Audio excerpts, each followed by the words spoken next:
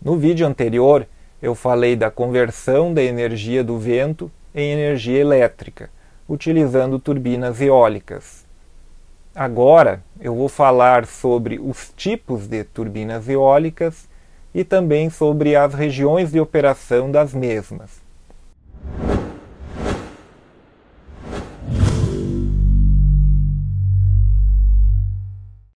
Os tipos de turbinas eólicas, eles estão relacionados à configuração do gerador utilizado principalmente, que são, em geral, 4 tipos, a depender do tipo de gerador e se utiliza ou não a caixa de engrenagens.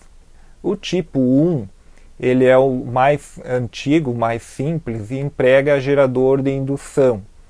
E o gerador de indução, como ele necessita estar sincronizado com a frequência da rede elétrica, a flexibilidade de variação de rotação dele depende basicamente do fator de escorregamento, ele requer uma caixa de engrenagens para multiplicar a rotação, a velocidade de rotação do rotor, que normalmente é baixa, para uma velocidade que seja suficiente para acionar o gerador de acordo com a rede elétrica.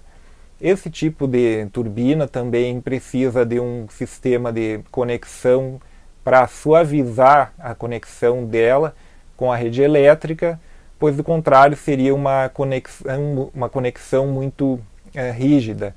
Então, normalmente um soft start é suficiente para esse tipo de turbina.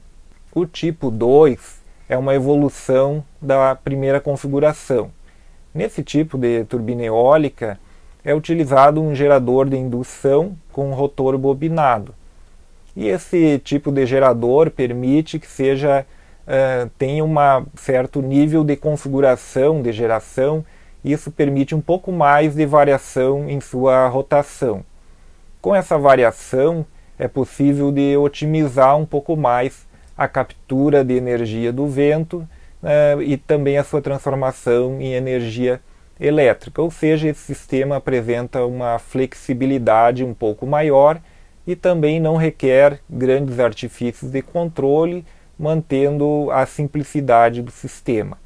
Também esse sistema utiliza uma caixa de engrenagens para multiplicar a rotação, a velocidade de rotação do rotor e acionar o gerador a uma velocidade maior. A configuração do tipo 3 ela utiliza o gerador de indução duplamente alimentado, ou DFIG, como é também conhecido.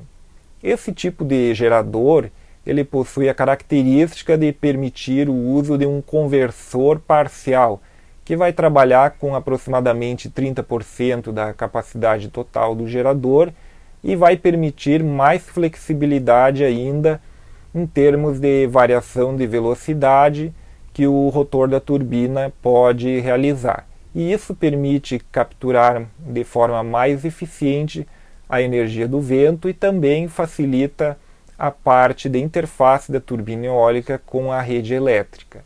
Ainda assim, esse sistema requer normalmente a utilização da caixa de engrenagens.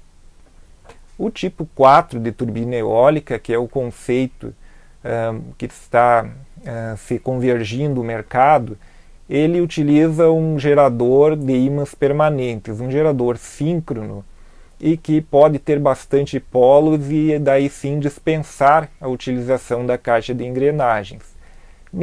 Nesta configuração é utilizado um conversor que vai trabalhar com toda a potência gerada.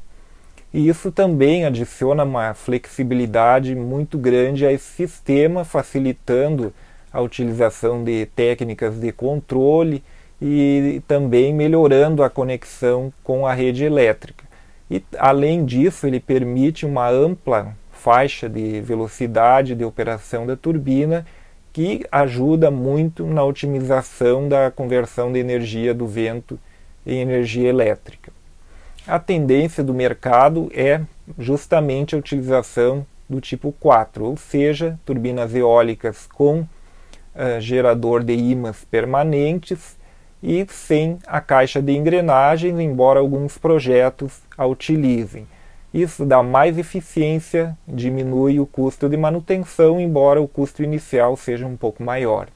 Agora, sobre as regiões de operação de turbinas eólicas, elas são dependentes da velocidade do vento, ou seja, de acordo com a faixa de velocidade do vento, eu vou ter um modo operacional da turbina. Esse gráfico demonstra as regiões de operação, que são basicamente 4.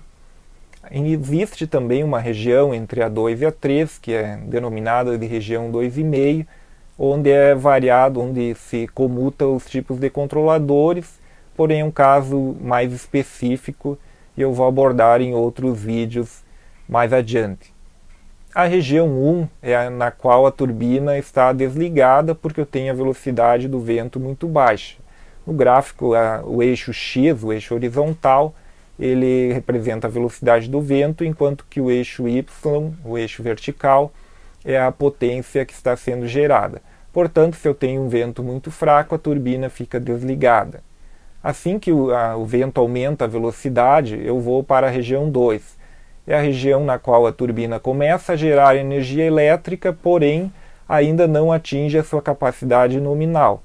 É onde se utiliza algum algoritmo para otimizar a captura de energia do vento. Na região 3, eu tenho velocidade do vento suficiente para que a turbina gere energia elétrica em sua capacidade nominal. Geralmente, o vento está acima do necessário para a geração nominal e, portanto, eu tenho que utilizar artifícios de controle para manter a turbina dentro da capacidade nominal. Por fim, a região 4 é quando a velocidade do vento é muito alta e está acima de um certo valor, normalmente em torno de 25 metros por segundo, e eu preciso reduzir ou desligar a geração de energia elétrica porque eu tenho muito desgaste, eu tenho muito esforço sobre a turbina ou até mesmo o risco de algum acidente, risco de danificar a turbina eólica. Falando um pouco da região 2, onde eu tenho o controle MPPT, eu preciso extrair a maior energia possível do vento, uma vez que esse vento ele está um pouco fraco ainda, não está num ponto no qual eu possa obter a capacidade de potência nominal, então eu preciso desses artifícios. E aqui nessa região, as turbinas do tipo 4, que possuem velocidade variável, se destacam pois elas têm maior capacidade de extração de energia do vento. Esse controle MPPT ele é basicamente sobre o torque do gerador. E existem muitos algoritmos para realizar essa tarefa. Eu cito alguns aqui, por exemplo, controle indireto de potência, controle direto de potência, utilizando lógica nebulosa, rede neural, controlador adaptativo, e dentre outras várias técnicas que são exploradas para a geração de energia na região de MPPT. E estas curvas elas são um exemplo para ficar mais claro o objetivo da região MPPT. Nesse caso está sendo plotado a velocidade da turbina, do rotor, contra o torque mecânico. E dentre essas possibilidades, variando a velocidade do gerador, do rotor, e variando também, por exemplo, o ângulo de passo, eu vou poder variar entre essas curvas, entre diversos pontos, para gerar várias potências a partir de uma mesma velocidade do vento. E a grande pergunta é qual é o ponto de operação que deve ser escolhido. Isso geralmente é feito através de um algoritmo de otimização que vai procurar seguir a curva pontilhada que está desenhada aqui na tela, que é onde se consegue a máxima geração de energia para um vento um pouco fraco. Isso é o objetivo de muitos estudos, de discutir e pesquisar algoritmos para conseguir essa otimização.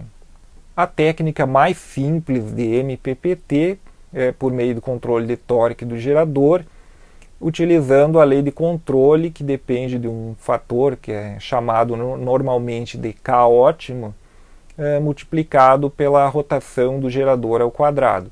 Isso gera uma curva que normalmente ela é muito próxima da região de maior eficiência. Claro, esse algoritmo é o básico e a partir dele são derivados diversos outros com otimizações que melhoram a geração. Lembrando que em turbinas eólicas de grande potência, melhorar 1%, por exemplo, de eficiência, otimizar 1% do sistema, dá um retorno muito grande em termos de produção de energia ao longo da vida útil da turbina.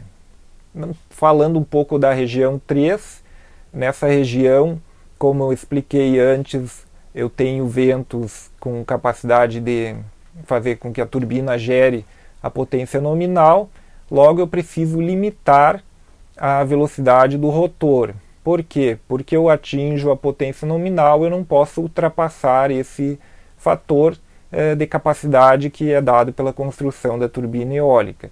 E aqui existem alguns algoritmos que podem ser utilizados por meio do controle do ângulo de passo, e algumas turbinas esse controle é feito por stall, que é um controle passivo.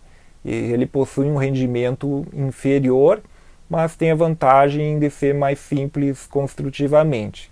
Enquanto que através da variação do ângulo de passo das pás, eu consigo modificar a eficiência aerodinâmica da turbina e manter a regulação de rotação. No próximo vídeo eu vou falar de técnicas de controle utilizadas para a regulação de rotação, da velocidade de rotação. Também falaremos de técnicas de controle de MPPT um pouco mais aprofundado. Até mais!